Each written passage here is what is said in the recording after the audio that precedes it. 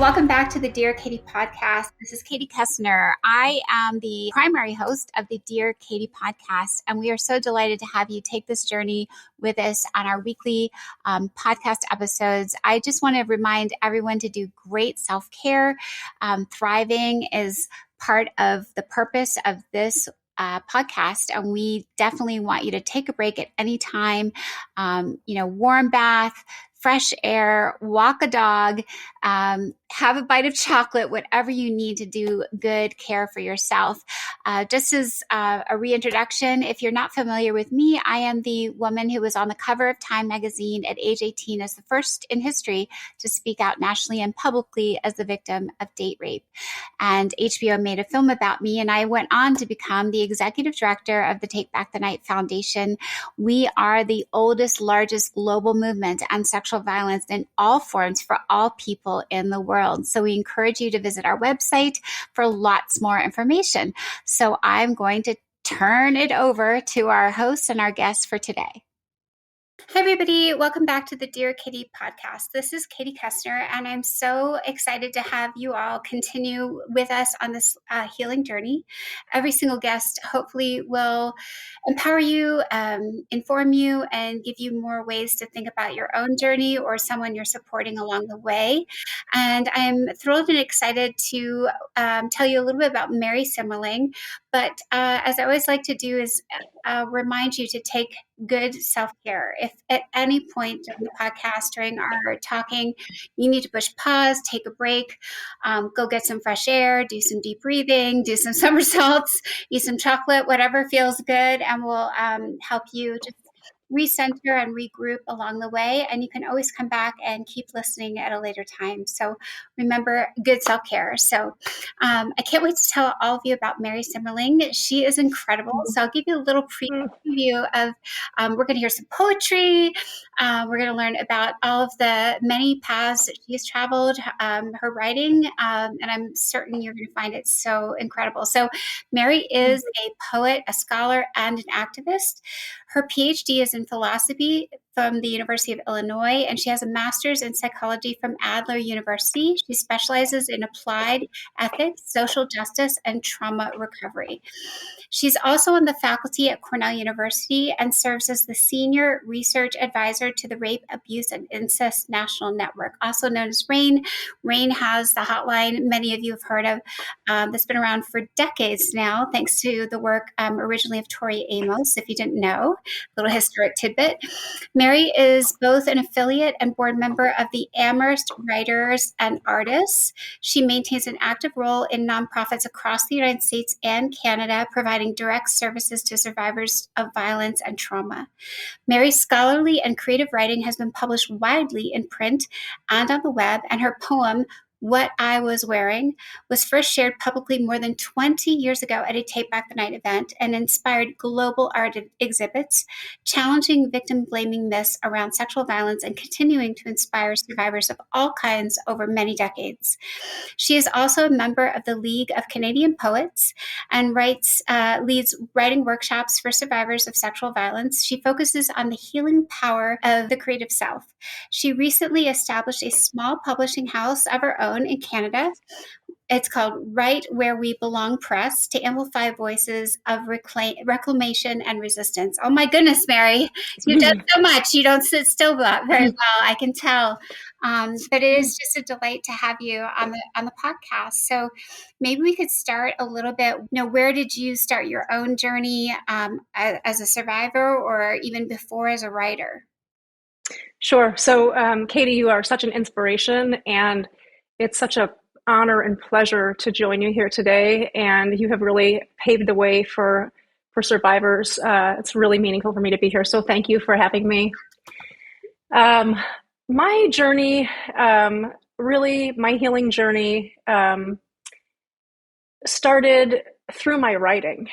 I have to say that I was sexually assaulted in 1987 in Los Angeles, California, right before I was about to start college. And we know this is a time when many young women and people are at increased risk of sexual violence, being out on their own for the first time and away from home in different communities. So I actually was about to start college, and because of the assault, I ended up needing to drop out of college and move back home with my parents, my family. Oh, wow. So that's what I did. Yeah, so Did I it, ended up, Mary, just to clarify for our listeners, sure, this happened when you had gone off to Los Angeles, or like it was yes, right before the start of the school year? yeah. Like you were So already there and not at home anymore. that's correct. So I Okay. had moved from Chicago to Los Angeles to begin Mhm. school. My sister was living there at the time, my oldest sister, and everyone thought it would be a good idea for me to go a little bit early to get acclimated to the area. And so I ended up going to a party with another young woman who was her friends were there.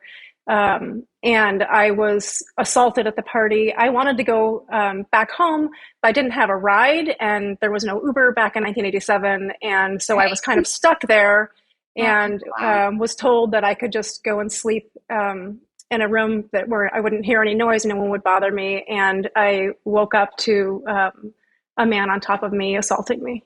Oh my goodness. So it was a very terrifying experience and really I've heard other people on the podcast talk about this, Katie, and you've mentioned it also, Mhm. the disembodiment that comes, the kind of the way we leave our body when these events happen. And unfortunately, when I finally did get a ride home with the person I'd gone to the party with, and I told her what had happened to me, her response was that there was no way that could have possibly happened, that she knew this person, that would never happen. And so that was my first experience of disclosing this, and it was really shocking to me, and it kind of pushed me back into myself and made me even more afraid. Mm. So I did try to stay and go to school. So that happened in July, and school started, maybe like 4 or 6 weeks later, Can and it, I just couldn't do it. yeah, yeah, yeah. I was thinking, Mary, since your assault happened just before mine, just Mm-hmm. 3 years before, and it felt so lonely back then, and none of this acquaintance rape or date rape really had been discussed ever.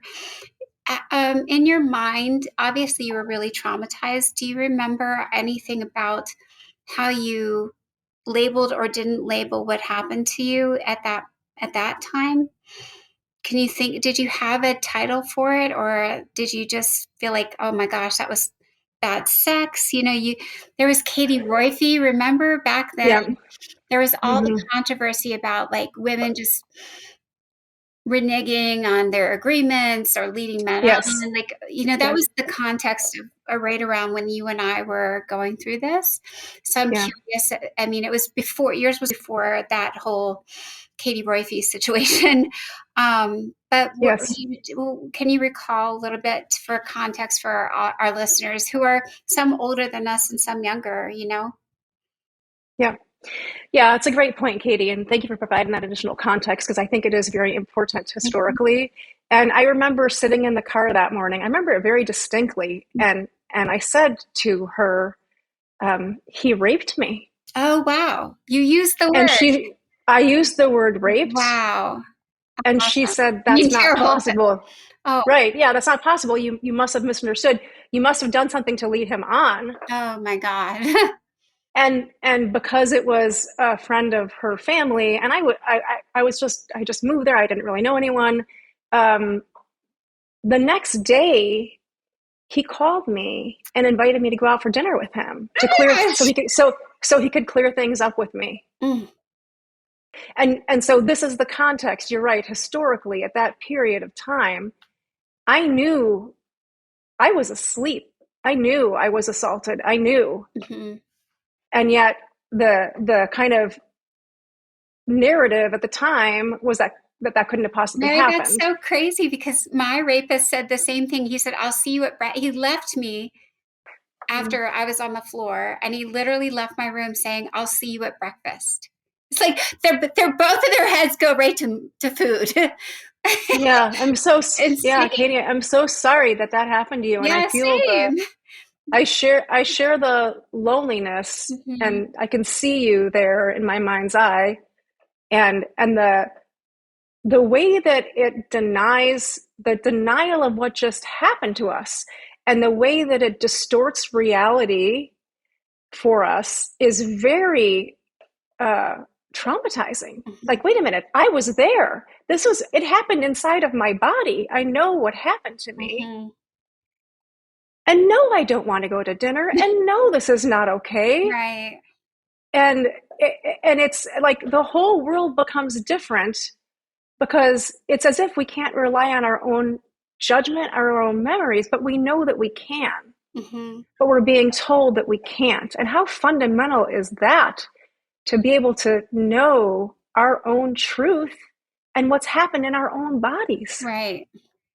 Right. And it's amazing. So you leave and you go back to, what did you tell your parents? Do you remember? I, when I went back to Chicago, when I Mhm. left Los Mhm. Angeles, Mhm. I told my parents that I couldn't stay in school. I needed to come back home. Not more detail than that.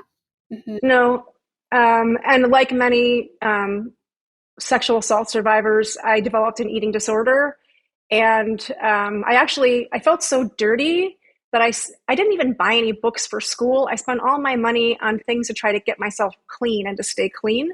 Mhm. Um, and and I couldn't function. I remember just not being able to function. I am a very high functioning person, Mhm. and I went on to get two different master's degrees, a PhD, a postdoc. Right. Like, imagine what I could have done if I hadn't had to drop out of school because of this assault. Right. And so when I came back home, I started reading. I fell into literature. I started reading poetry. I went to art school. And then when I finally got strong enough to go back to university, I did that. But I lived with my parents because I still wasn't ready to be on my own. Right. Right. So you're fueled. Do you think that was a major source of, I guess, propelling you toward everything you did next? At that one incident? I mean, people always ask me the same thing, Mary. Like, you've done Yeah. all this stuff with your life like you have. And do you think that one, it's some people are in disbelief. How could one night make your whole life change? But I think it did for you. It sounds like Yeah. it. Hmm. And the thing is, Katie, we have no idea what it would have been like otherwise because I didn't get that chance. I didn't have the chance to know what my life would be like if I hadn't been assaulted that night. Hmm. And I was only 18 years old. We were very young. Yep. I mean, very young. I look back now and I think, oh, how did I even get through that? But certainly it changed the trajectory of my life. And I remember at the time, and I was talking to another friend of mine about this recently. As much as I held the individual person who did this to me responsible, as you were talking earlier about the social norms, Hmm. I also felt like society had betrayed me. I felt like I had been abandoned by my culture Mm. because nobody was willing to say, yes, that happened to you. Yes, that is real. How can we help you? What do you need? Hmm. And so I felt completely abandoned. Mm. Were you wait abandoned? Did you have any support from anyone else, like friends or family, throughout that Well, time? I didn't talk about it much because of the initial reaction I had to the disclosure. So really, of course, I had a lot of support and love from my family in every kind of way, but they didn't know what had happened. And so my support system became literature and poetry and art and Who all Yeah, these so things I could. let's talk about that because that's where you're so wonderful. I mean, you're so wonderful at many things, but Oh, so like, sweet. yeah, no, I think I found such solace as well. And, I switched my major, Mary, from Hmm. chemistry and Japanese to public policy Hmm. and women's studies. And I would just soak up every single thing I could find. Hmm. There were a number of, tomes at the time, including the one, Take Back the Night, the Hmm. original book, and a few others. We had some good Catherine McKinnon's back then, Hmm. some feminist theory going on. What were some of your inspirations that you were reading and loving, if you remember any? Well, I started reading a lot of philosophy Hmm. because I wanted to understand more about justice. and I wanted to understand more about social justice.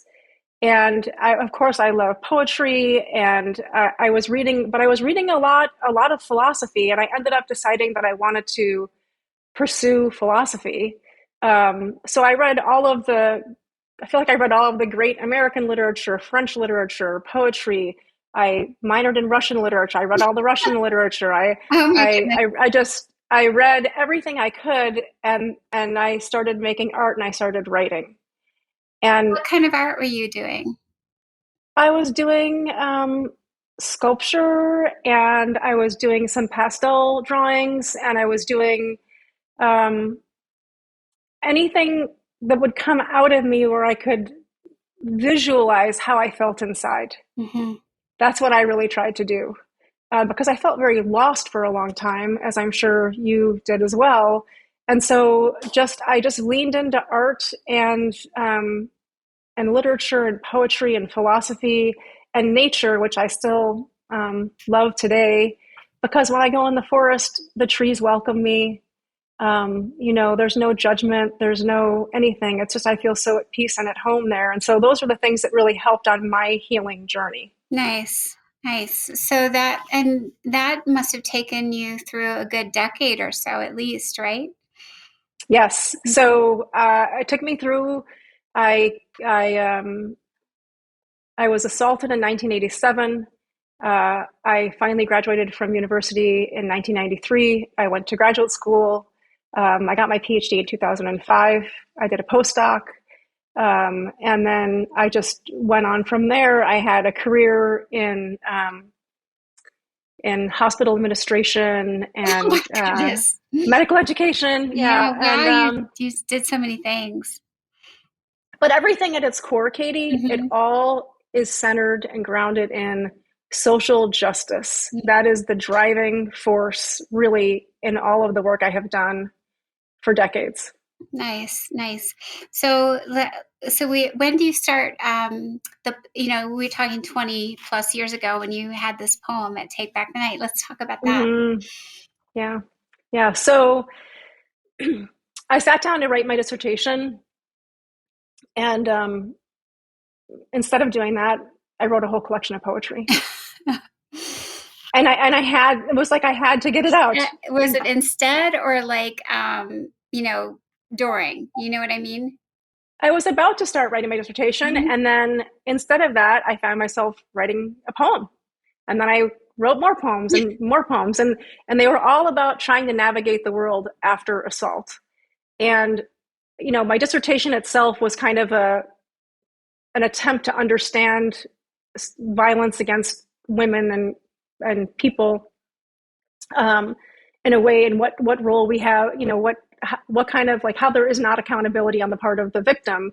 It's really, these kind of thinly veiled accusations about what were you wearing, as if it's your fault and the clothing we wore somehow has something to do with what happened to us.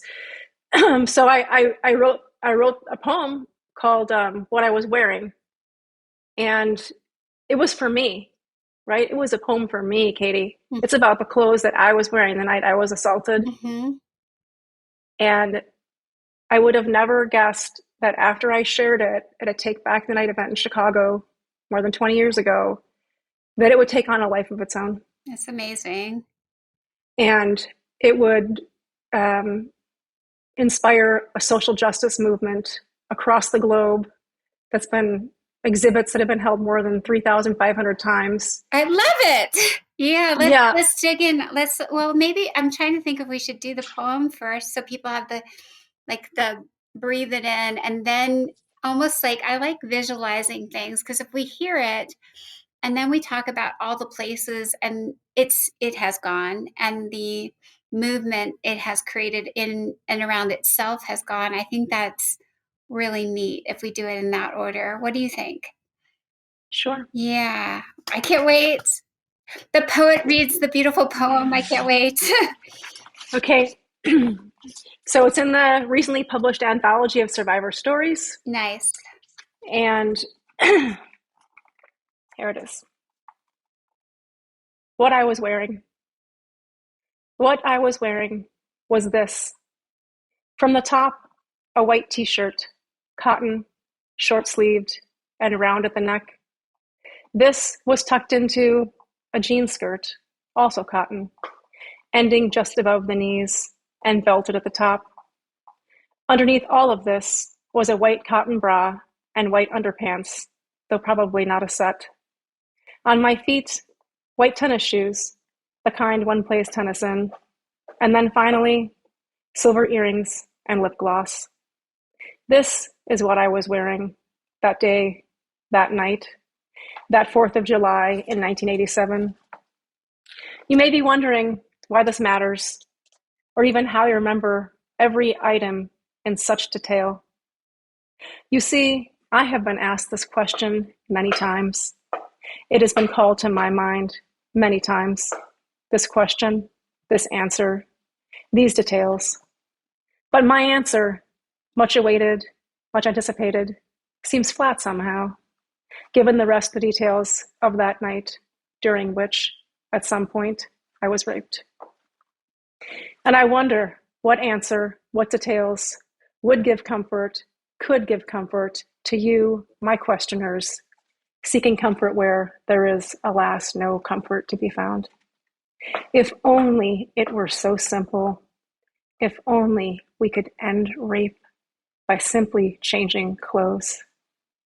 I remember also what he was wearing that night, even though it's true that no one has ever asked. Oh my gosh, so powerful, Mary. Thank you for sharing that on the Well, podcast. thank you, Katie.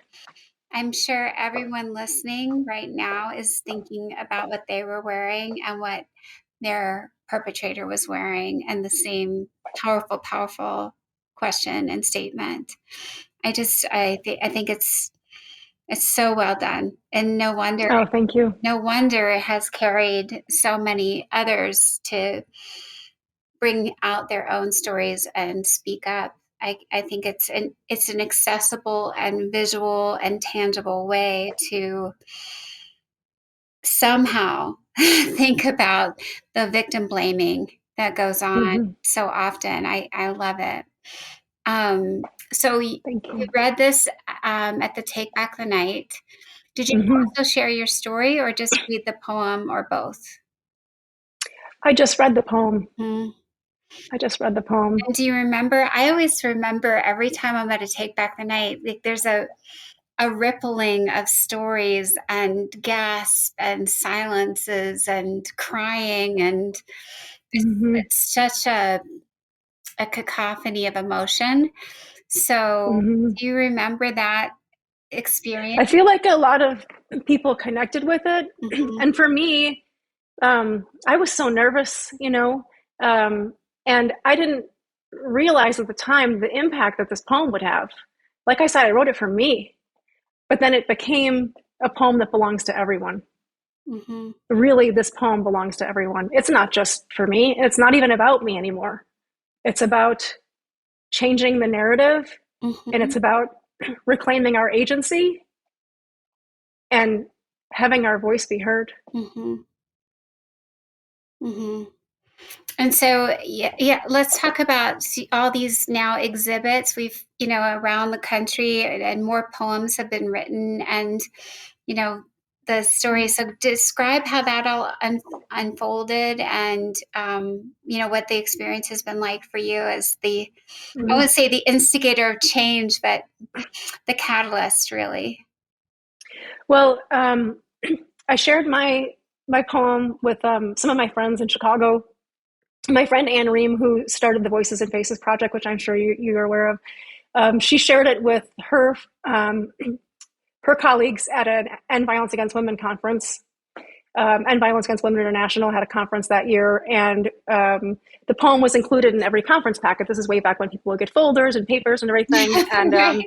And so two of the women there, Jen Brockman and Dr. Mary, another Dr. Mary, got a hold of my poem and reached out to me and said, "We have been so moved by this poem. We really want to do something with it. And we think that we want to create exhibits that invite people to share representations of what they were wearing that when they were assaulted, with some words, just very simple, and share it. So they started it out. I said, absolutely, that's actually my dream come true.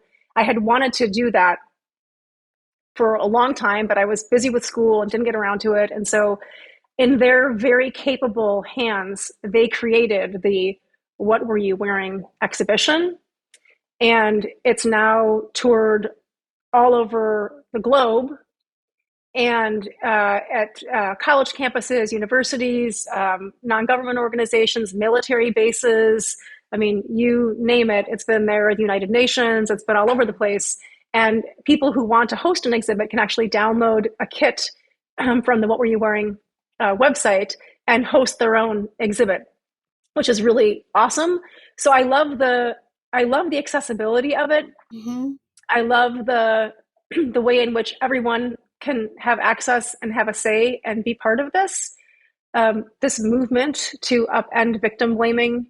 And I find it so inspirational, and it's kind of ironic actually, Katie. So here it is 10 years later, these exhibits. Mm-hmm. Do you know that in that entire time, not a single person who has taken part in an exhibit has ever reached out to me? No way! Which I love. Oh, good. Okay, I was like, that sounds not good. No, I love that so much. Do you know why? It means that they own the poem too. It's their poem now. It's their way of getting their own voice back, reclaiming their story. It's not about me, right? It's about their healing journey and their story. So I actually really love that. I think it is so great that this poem gets out into the world and people say, this is my poem now. I love it. I think it's amazing. It's very generous of you, Mary. But I still think this our discussion today is really helpful because they need to hear the historic piece too. Yes. And you and I were one of the some of the early ones. Yes. To really think about what are we going to do with this and naming it and deciding what's going to propel us to do this work. So I think they should hear more about you. But, yeah. So how, I guess that brings me to this question. All of us heal differently from our victimization and the intrusion of mind, body, soul, everything, right? And it's not a linear journey, nor is it ever done. So I guess maybe talk a little bit about what that feels like for you and what's been really helpful or what hasn't been so helpful, because you're clearly accomplished and so multi-talented. I think you could help give some of our listeners some guidance on what's working for you, what didn't work for you. You already mentioned nature is like a place where you feel safe. Ironically, the guest who will probably be just before you wrote a book called Hiking My Feelings. And she's out in, for our listeners, this will, probably be the week before you hear Mary's episode. But it's interesting that both of you love nature so much and find such solace in it. And that was kind of where she took her healing journey into the forest and got her feelings out. So that's perfect timing for our survivors listening along. But what else has been helpful to you? Well, I think that the thing that was really helpful to me was that I always knew I wanted to share writing, not just my own writing, but to share writing and to create communities of writers. And to eventually I realized I wanted to lead writing workshops. And so I talked to Scott Berkowitz at RAIN and said, I'd really like to lead some writing workshops with survivors. I think it would be great if RAIN would lead some writing workshops with survivors. And he said, well, who do you think should do that? And I'm thinking to myself, me. Well, I would like to. Like, hello. Hello, Scott. But then, Katie, it was remarkable because I said, okay, hold on a minute, Mary. Do you have what it takes to do this? And I said, Scott, it's a great question. Let me get back to you. Oh. Give me a little time. So I thought about what would I need? What would I need to know? What would I need to have? Where are my gaps? What can I do to strengthen myself so that I can capably do this work. Mm-hmm. And I put together, there's no like program for this. I put together my own little program. I decided I needed to get formally trained in leading writing workshops, and I found the Amherst Writers and Artists group and signed up for their leadership training and became a certified facilitator through the Amherst Writers and Artists method, which I love because it's deeply steeped in social justice. Writing as an art form belongs to everyone, regardless of their economic or social status, and a writer is someone who writes. Mm. So it's just a perfect fit for how I'm thinking about these things. And then I also decided to go back to graduate school and get a master's in psychology and applied psychology and social justice and trauma recovery through Adler University. And Alfred Adler's a little known psychiatrist, but a psychologist also, who just had this remarkable vision for healing and community and belonging, and how we are not what happened to us, but we get to decide how we incorporate the events of our lives and give meaning to those events in our lives, and make meaning for ourselves. And so I took these two pieces, this Adlerian philosophy and psychology and the Amherst and Writers and Artists methodology, and I brought them together. And as my master's project, I created a series of writing workshops for survivors. And that was the great unlock for me, Katie. Mm-hmm. Right Where We Belong was the great unlock, because I was able to create a community of survivors. And there's this thing, Chanel Miller writes about this so beautifully in Know My Name. We don't have to ask each other questions, because there are these fundamental things we know about each other as survivors that kind of, we immediately have a community, right? There are certain things I don't have to ask. I understand certain things. Like when you were telling me about being on the floor after you were assaulted, like I'm there I get it. I understand immediately. It's like a visceral thing. And so in this community of writers, we can write, we can explore our stories, we can reclaim our stories. We don't have to worry about being interrogated. We don't have to worry about people asking us questions. We can just come together and write. And in the the epigraph for the anthology, I just want to read, it's a couple of lines from a song by Leanne Bettisimo Simpson, who is a Canadian writer and songwriter. And this is from Head of the Lake in A Theory of Ice. And this is what she says. In realization, we don't exist without each other. She says, there's nothing about you I'm not willing to know. Oh, that's so beautiful. Oh my gosh. And yeah, and it is how I feel in my writing groups, and especially in the writing groups with survivors. And I also host writing workshops for people who provide care to survivors. There's nothing about you I'm not willing to know. There's nothing you can tell me that's going to scare me away or make me look away or make me walk away. That's like the ultimate acceptance and embrace of a soul. Yeah. I think it's beautiful. As I'm listening to you talk, my activist self immediately goes, Mary, to like, I wish somehow our words could be felt and understood by non-survivors so that they would become more impassioned to work on this cause. It's I feel, I don't know, maybe this is a different direction to go for a second, but some of the things that frustrate me are, I won't say just men, but these others who are non-survivors who come into the movement as heroes. And sometimes I worry that they don't actually get it. but because of whatever title or body they're in, they get upheld instantly and embraced by other non-survivors who, you know what I mean? Maybe it's even more comfortable for those out there outside of the movement or outside of the survivor networks to say, oh yes, there's a normal person who's championing this cause, and they can resonate better with them almost, because maybe our survivorship is too intimidating and too fearsome and too dark and too painful and too not understandable. I don't know if that Mm. makes sense, but I've been thinking Yes. about that lately, and I also, I just, and then I want to get your response. But for our listeners going on this journey with us on the podcast, Hmm. listening to each episode,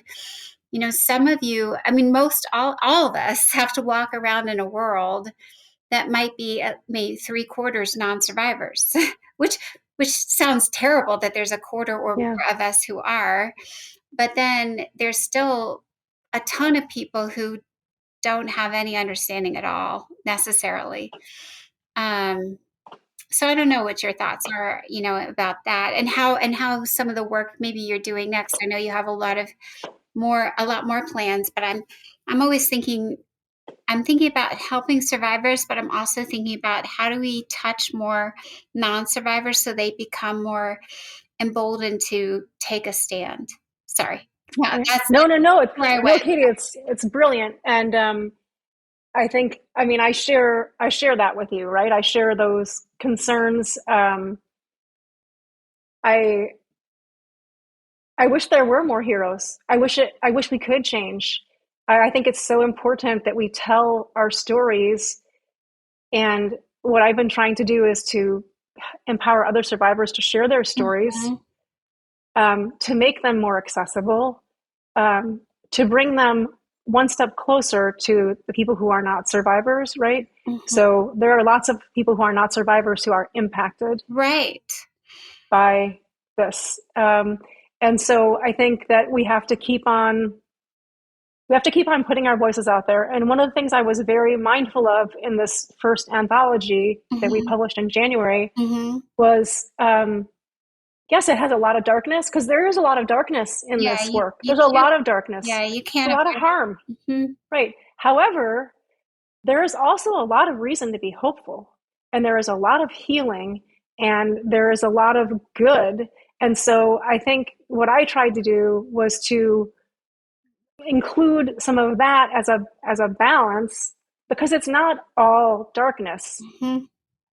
I mean, look at the two of us. Look at how much light you bring, all the goodness that you do in the world, all of the joy and hopefulness.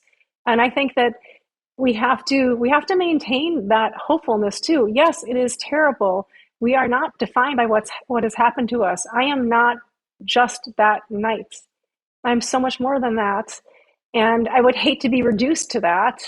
Right. Um, And I think, and yeah, I think where maybe I know we have a lot of road to travel, the two of us too, but I guess I'm thinking about spunky. The word that just came to mind is spunkiness, because I think you're mhm. very spunky. Thank you, Katie. And I think that's also something that can come from when you've been hurt and traumatized, you can get really like, I got this, like Mhm. anything else, if we can get through some of these things, you get like, and I also like the word you used, hero. And I'm thinking, how do we turn survivors into heroes too? Like Mhm. we're saving ourselves. Your poem was for yourself. Mhm. Your poem is Mhm. your own hero story. It's your own triumph, that I am more than what I'm wearing. So Yeah. I hope our listeners will take that from your poem too. As because you were so generous to read it, so I'm going back through as we're Mhm. talking. I'm like going back through some of the lines, and I think there's hero in there too. There's Mhm. there's there's defense, but then if you read it again, there's spunky and there's hero. Mhm. I don't know. I'm sure Yeah. people have read it and interpret it different ways for you, but I don't know all the things that went into it. But it's really beautiful.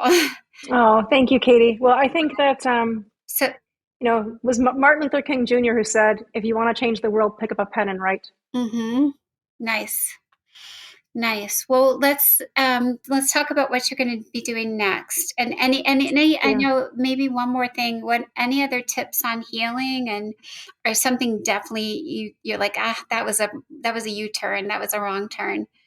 Did you have any of those moments?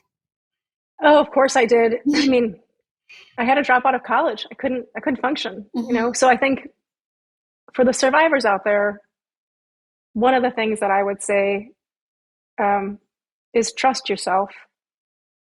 You know better than anybody. Trust yourself. Mhm. Be kind to yourself. Um, Find your voice. Reclaim your story because you get to own your own story. You are the only one who gets to decide what meaning you are going to give to that experience or experiences in your life. Mm. So you get to be the one, you get your agency back. You get to own your own story. And I want to hear your story. And if you want to tell your story to someone, you want to come and write with me, you want to write in my workshops, I welcome you. I would welcome you because this is a community where we will be stronger together. Mhm. I mean, clearly, all the work you're doing, Katie, shows that so beautifully. We are stronger together, Mhm. and I want to hear from survivors. I want to hear your stories. I've got right now the call is open. By the time this podcast airs, it will be closed. But the second anthology is going to be published. We're going to publish one a year. Mhm. The second anthology is going to be published in January of next year, and the title is "We've Got Some Things to Say," because I want to give survivors their voices back, Mhm. and I want to let people come out of the silence and the fear and to own their own stories and to get their agency back and to tell their stories and to say what it is that we have to say. I love it.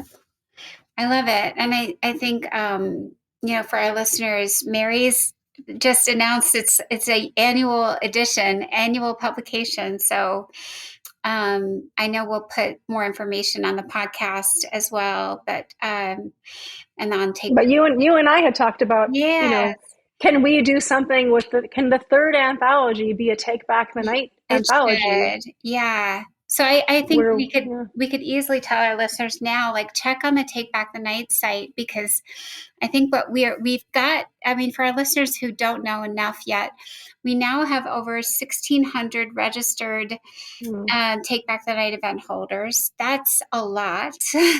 And, mhm, it might be 20 people at some and 2,000 at another, but certainly that's a lot of humanity coming together and supporting one another, at least on one event a year. And so, I think we never captured that in pen and ink, but we certainly could. And so I asked our listeners to stay tuned, because mhm, we will have to look toward January of 26 for the next mhm. next book. But hopefully it can be a collaboration and involve our Take Back the Night event holders and attendees. So I would so love that. yeah, I would so love that. it'll be glorious, because for our listeners, the book that I referenced at the beginning of our conversation was by Laura Lederer. That was called Take Back the Night. And it was not an anthology of stories, but rather an anthology around the issue of sexual violence. So just if you're really interested in learning more, that's Mhm, kind of an interesting book to take a peek at. It's one of the original, really well done, thorough books out there about this issue, and it predates both Mary and myself. mhm. So that's a testament in and of itself. Is, if you want to get a historic context to the issue, since Mary's such a fabulous writer. And I Mm. think so. Let's wrap up, like, the writing workshops. How would one of our listeners find out more about those? Are they on your website, Mary? Yes, there's going to be registration on the website, and people can also reach out to me by email. Katie, I'll give you the right where we belong email that you can include. In the show Um, notes. yeah, in the show notes, and people can reach out to me if you're interested, if you have questions. I love doing this work. It's so important, and it's like my life's work. And I would also say, if there are listeners who want to get access to the first anthology, but for whom buying the book would be a financial barrier, I would be happy to give you a copy of the book, because I think it's that important. It's a small volume. It's this much, not too big, It's wonderful. but it's a healing journey, and I want to raise awareness of the healing journey, the possibility, the optimism, and the hopefulness that can be found in communities of belonging. And I'm committed to doing this work. I love doing this work. I love what you do. I'm super excited for our collaboration. And it's been such an honor to be part of this important podcast and this work that you're doing that is so essential and important. Thanks, Mary. I also want to tell our listeners something. One more thing I thought of, Mary, is like you do everything kind of like I do. Like we self-fund things and Yes. figure it out. And so if any of our listeners can pass this to some, guru in development and fundraising, that would be lovely, because then we Yes. could do even better. I mean, it's 100% volunteers around here, even to make this podcast. Yeah. So it's clearly what you said, Mary. It's a passion, and it makes you feel alive because you know that through this pain comes all this glory and power. Mm-hmm. Um, Yeah. so I think for our listeners, my goodness, I really hope you will follow up. And if there's, and Mary made it so accessible. A writer is someone who writes. Mm-hmm. That's as simple as it is. And that was so inviting. And thank you for saying it that way, because there's no degree or Yeah. pedigree, or age or education level that it takes. It just takes, Yeah. you know, And I'll tell you, Katie, that when I started my the workshops that became the writing became the anthology, no one had any prior writing experience really at all. They said, "Well, I'm not a writer." So, well, that's okay. Why don't you come and see what you have to say? That's awesome. So it's, and for those who have an opportunity to read the book, you'll see that the writing is just unbelievably powerful and great. And I want to plug two more things, Katie, because you were just Please. mentioning about fundraising. Yeah. So uh, through Amherst Writers and Artists, so the proceeds from this anthology are going to both RAIN and Amherst Writers and Artists. RAIN to provide services and to continue to, because all the people from the first anthology, all the women came through the RAIN Speakers Bureau, but also the proceeds are going in part to Amherst Writers and Artists. And thanks to a generous donation from my husband and also from some other survivors and some people at AWA, we have now a scholarship fund at Amherst Writers and Artists to fund writing for survivors. So access to workshops, but also a scholarship for a survivor to become a certified workshop leader, which Kina Hildebrand, who is in the anthology, her pieces, she just got certified. So I'm not the only one who can do this work. In fact, I can't do it alone. So I want to bring more survivors in. I want more survivors to have access to this transformational writing methodology that Amherst Writers and Artists has, to either attend workshops or go through the certification and training and become a leader. There's just so much opportunity there. So there are scholarships. The Amherst Writers and Artists website has the information, and there's a lot of opportunity. And as Katie said, the way we look at it is a writer is someone who writes. Yeah, I love it. I love it. Thank you so much, Mary, for your time and Thank all that you. you give to so many. It's such a gift, such a gift. You are such a gift, and it's so nice to talk to you more. We've only talked a couple Yes. times, so I'm excited, and our listeners now know much more about you and your work too. And hopefully they'll Thank you. connect with you and read that poem a few more times. Yeah. So yes, enjoy the rest of your day. And for our listeners, Yeah. please continue to listen in, follow the podcast. And another cool thing just for our listeners, this will be new. We are making episodes into cool like shirts and slogans. Oh. So yeah, check out the episodes that have been made into t-shirts in our shop. That should be up and running by the time we release this episode. So I'm already thinking about the white cotton t-shirt on the white cotton t-shirt for Mary.